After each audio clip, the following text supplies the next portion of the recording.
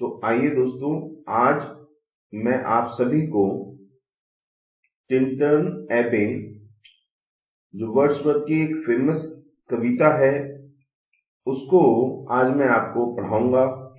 उसकी जो important lines हैं वो मैं आपको पढ़ाऊंगा और कोशिश करूंगा कि जो भी इम्पोर्टेंट लाइन है वो मैं आपको बहुत अच्छे से समझा सकूं।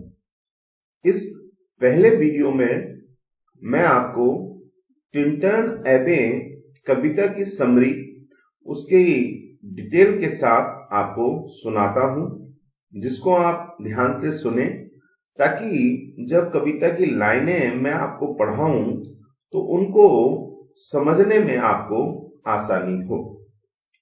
तो आप ध्यान से इस कहानी की समरी को सुनिए, इस कविता की समरी को सुनिए। आइए शुरू करते हैं। इस कविता का जो शुरुआत है दोस्तों, उसको मैं यहां पर स्टार्ट करूंगा और बहुत सिंपल शब्दों में आपको समझाने का प्रयास करूंगा। तो आइए शुरुआत करते हैं। विलियम वर्ड्सवर्थ टिंटन एबे नामक मठ को देखने के लिए पहली बार सन 1793 की ग्रीष्म ऋतु में वहां घूमने के लिए गया था। सन 1792 की जाड़ों की ऋतु में क्रांति से रक्त रंजित फ्रांस से लौटने के बाद विलियम वर्ड्सवर्थ का मन बहुत ही अशांत था। उसने उस क्रांति के बहुत ही भयावह एवं बुरे पहलुओं को देखा था। अतः प्राकृतिक सौंदर्य स्थल की खोज में वह टिंटन एबे देखने के लिए आया है। यह मठ इंग्लैंड के अति प्रसिद्ध मठ खंडहरों में से एक है। कहने का अभिप्राय है कि यह मठ अब खंडहर में तब्दील हो चुका है। वह इस संगम बिंदु से लगभग 10 मील पीछे ऊंचाई पर स्थित है, जहां पर वेल्स की बड़ी नदी वाय इंग्लैंड की बड़ी नदी सेवन से संगम करती है। यहां पर दोस्तों आपको समझना होगा कि टिंटन एबे दो नदियों के समीप, जिसमें पहली नदी वेल्स की वाय नदी है तथा दूसरी नदी इंग्लैंड की सेवर्न नदी है, इन दो नदियों का यहां पर जिक्र हुआ है। वाय नदी वेल्स से होकर बहती हुई एक ऊंचे स्थान से इंग्लैंड में प्रवेश करती है तथा फिर एक घाटी में उतरती है, जिसे वाय नदी की घाटी कहते हैं। वाय नदी की घाटी के नाम से इसको जाना जाता है। फिर वह उस घाटी में आगे बहती हुई सेवर्न नदी से मिल जाती है। टिंटन एबे उस घाटी में नीचे की ओर स्थित वाय नदी पहले घाटी की ऊपरी पहाड़ियों से होकर नीचे की ओर उतरती है। उसकी एक धारा तो एक ऊंचे स्थान से नीचे एक कंदरा में गिरकर अपना रास्ता यानी जलप्रपात बनाती है। वाय नदी के तट चपटे पहाड़ी ढालों वाले तथा वनों से घिरे हुए हैं।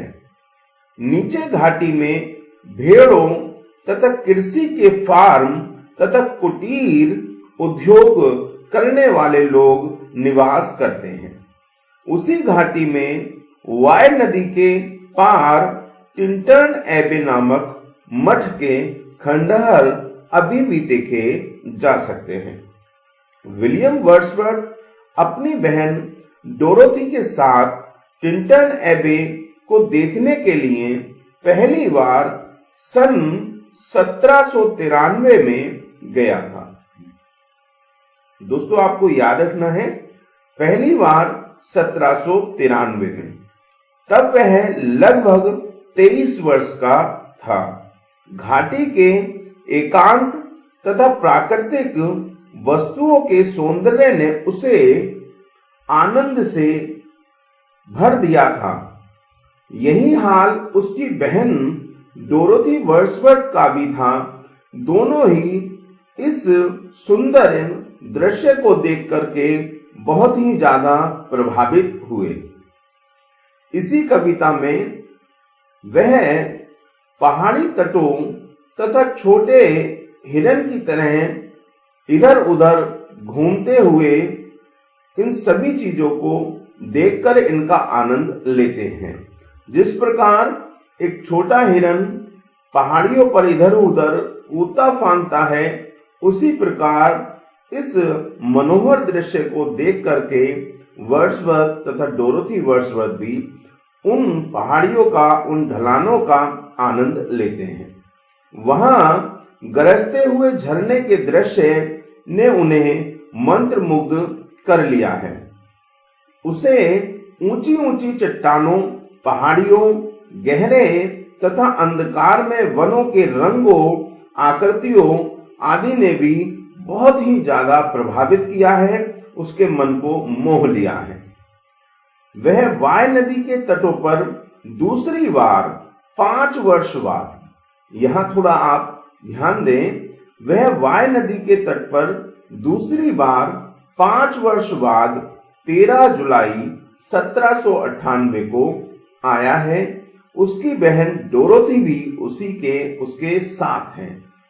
आप समझिए, दोनों ही टूर में डोरोथी वर्ड्सवर्थ विलियम वर्ड्सवर्थ के साथ हैं।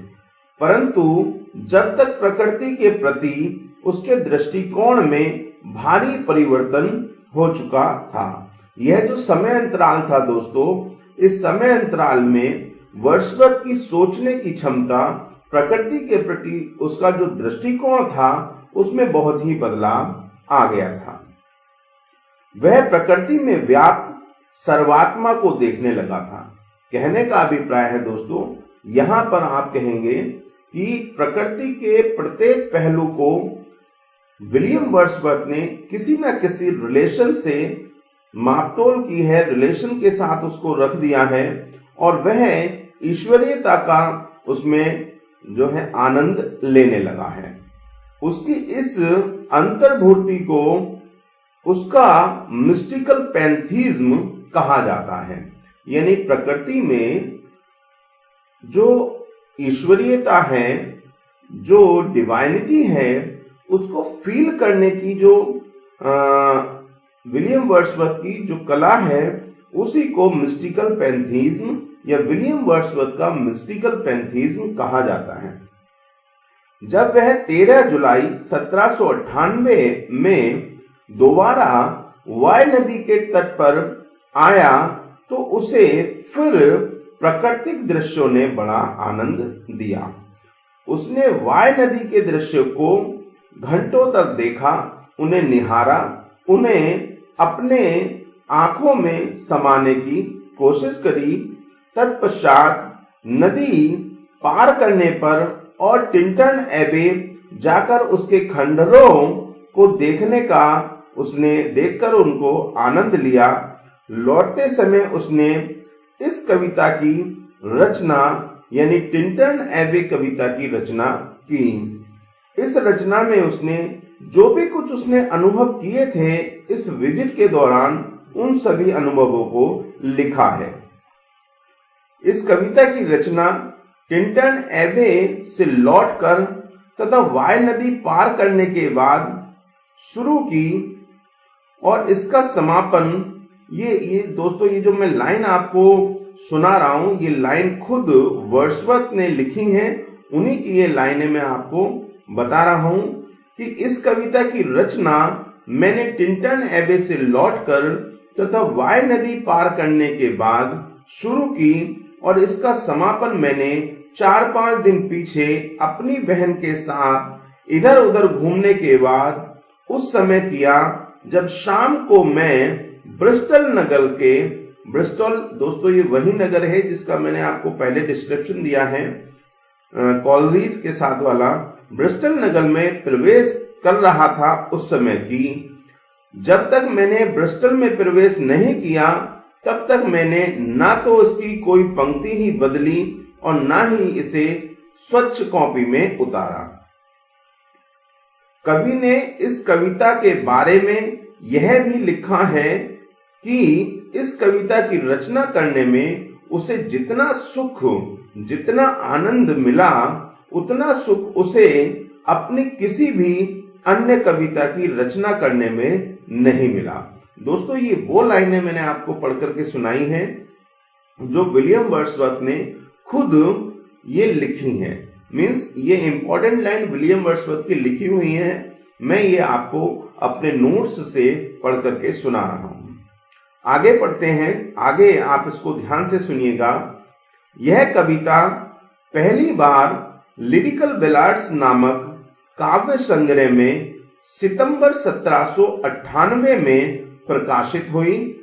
यह ब्लैंक वर्स यानी एतुकांत छंदावली में लिखी गई कविता है। दोस्तों, आपको याद रखना है, यह जो टिंटन एबे नामक कविता है ये ब्लैंक वर्स में लिखी गई है। इसका पहला प्रकाशन 1798 में किया गया। इसमें कवि अपने प्रकृति प्रेम के विकास की 3 अवस्थाओं का वर्णन करता है। दोस्तों, याद रखिएगा, इस कविता में प्रकृति के प्रति विलियम वर्ड्सवर्थ की प्रेम की जो अवस्थाएं हैं, 3 अवस्थाएं, उनका वर्णन किया गया है। इसका एक ऐतिहासिक महत्व भी है। यह ऐसे प्रमाण अपने अंदर रखती है कि रोमांटिक कविता भाव में नवीन शब्दों के प्रयोग वाली तथा नवीन छंदों वाली रचना हो सकती है तथा जो अलेक्जेंडर पोप तथा उसके अनुयायियों की काव्य शैली का काव्य स्वरूप से थोड़ा सा आप कह सकते हैं थोड़ा सा डिफरेंट है। यह कविता टिंटन एबे शीर्षक को लिए हुए है और इसी से हमें इसके अंदर छिपे हुए जो टिंटन एबे नामक मठ है जिसका इसमें डिस्क्रिप्शन किया गया है उसकी चर्चा हमें मिलती है। लेकिन इंपॉर्टेंट बात आपको ये देखनी है कि टिंटन एबे के बारे में इसमें बहुत ज्यादा कुछ नहीं कहा गया, या यूं कहिए कि केवल नाम लिया गया है। बाकी जो डिस्क्रिप्शन है वो प्रकृति का डिस्क्रिप्शन इस कविता में हमको देखने के लिए मिलता है। कवि वाय नदी के तट पर खड़ा होकर क्रमशः प्रकृति के सौंदर्य तथा उनसे उत्पन्न जो भी खुशियां हैं, जो भी सुख हैं, उससे अपने हृदय को भरता रहता है। वह उन सुखों की स्मृतियों को भी याद करता है जो उसे 5 वर्ष पहले वाय नदी के तट पर खड़े होने के समय या जब उसने उन दृश्यों को देखा था उस समय उनको प्राप्त किया था। फिर वह अपनी बहन डोरोथी को उसे प्रकृति प्रेमी बनाने के लिए धन्यवाद देता है। उसको कहता है कि आपने मुझे प्रकृति का जो उपासक बना दिया है, इसके लिए आपको बहुत बहुत धन्यवाद। वह उसे यह परामर्श भी देता है कि वह स्वयं को प्रकृति के प्रभावों के लिए पूर्णता छोड़ दे। वो डोरोथी को यह भी कहता है कि यदि कभी भविष्य में तुम्हारे जीवन में किसी भी प्रकार के दुख आए तब भी तुम प्रकृति की शरण में ही रहना।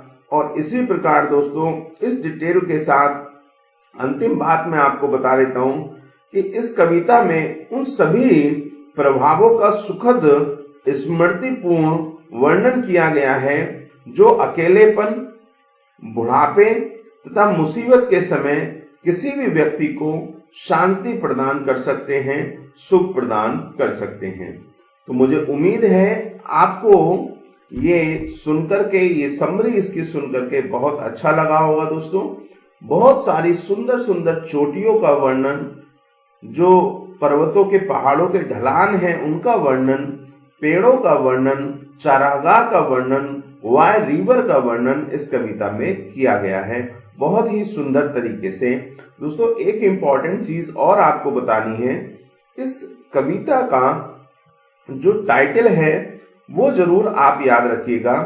ये जो मैंने यहां पर लिखा है दोस्तों, ये इसका कंप्लीट टाइटल है, lines composed a few miles above Tintern Abbey on revisiting the banks of the Wye during a tour July 13, 1798। देखिए, दो रिवर की इसमें बात होती है दोस्तों, वाई और सेवर्न रिवर। वाई नदी वेल से बहती है और सेवर्न नदी जो है वो इंग्लैंड की नदी है। और टिंटन एबे जो है दोस्तों, वो मठ है जो इन नदियों के पार यानी इनके नजदीक में ही है, जो अब खंडहर बन चुका है। तो मुझे उम्मीद है आपको ये बहुत पसंद आया होगा दोस्तों। इसके सेकंड पार्ट में, इस टिंटन एबे पोएम के सेकंड पार्ट में मैं आपको इंपॉर्टेंट लाइंस पढ़ाऊंगा, उनको आप जरूर समझें और कोशिश करूंगा उनके अर्थ में आपको स्पष्ट कर पाऊं। Thank you so much.